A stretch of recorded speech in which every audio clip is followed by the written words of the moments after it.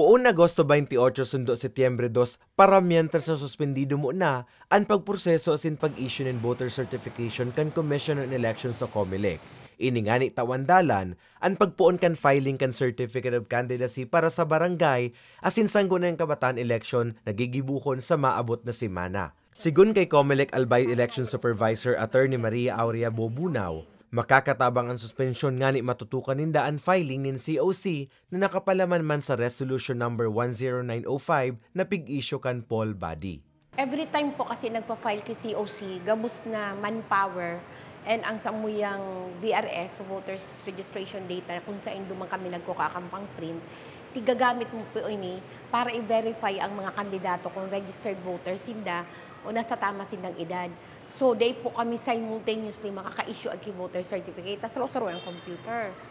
So, poon po Lunes, August 28 hanggang September 2, day po muna kami ma-issue voter certificate. So, concentrate po kami sa filing kan COC. Sa Setyembre 4, balik normal na ang operasyon kan COMELEC. Mientras tanto, oras na makapagsumiter na ng COC ang mga kwalipikadong aspirante para sa maabot na perilian, maigot na nagpagirumdum si Bunaw na bawal pa ang mga ini mga kampanya o rog na kundi pa man laog sa campaign period. Posible naman na maatubang sa penalidad ang aspirante, oras na mapatotoohan na nagkaigwain ng pagbalgar sa Omnibus Election Code.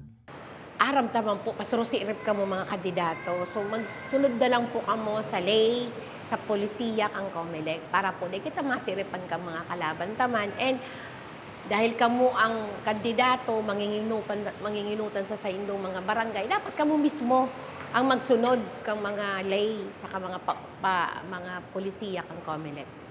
Katakod kay ini na nga po man si Attorney Bunaw sa mga planong magkandidato na amay na isumiter ang sendang COC asin da inahalaton pa ang huring aldaw kan filing.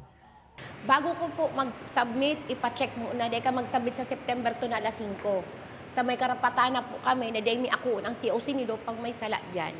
O bako kang registered voter, o bako kang tamang edad, lalo na sa SK.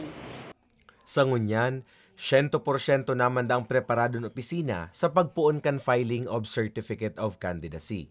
Sa gabos pong mga kandidato na madalagan, ngunyan na barangay SK officials, magiging kandidato ka mo. Number 1 po, sigurong preparasyon, nagigibo nindo is, hilong po nido sa sadiri nindo kung kaya nindo na tuktukan 24 hours.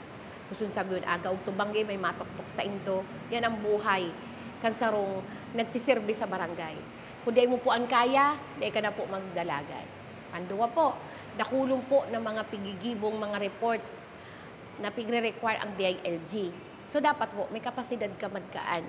Nagibuhonan kung mabarangay official ka. Nakulo na ipapatupad ka mong mga lay. So, dapat po, may kapasidad ka ka. Number 3, talagang ang sa imong obheto sa puso mo ang magserbi sa barangay. Bakung kung ano ang makukuha mo, na ika-opisyal, kang barangay tsaka SK. Para sa mga baretang tatak Bicol, Carmelo Balia.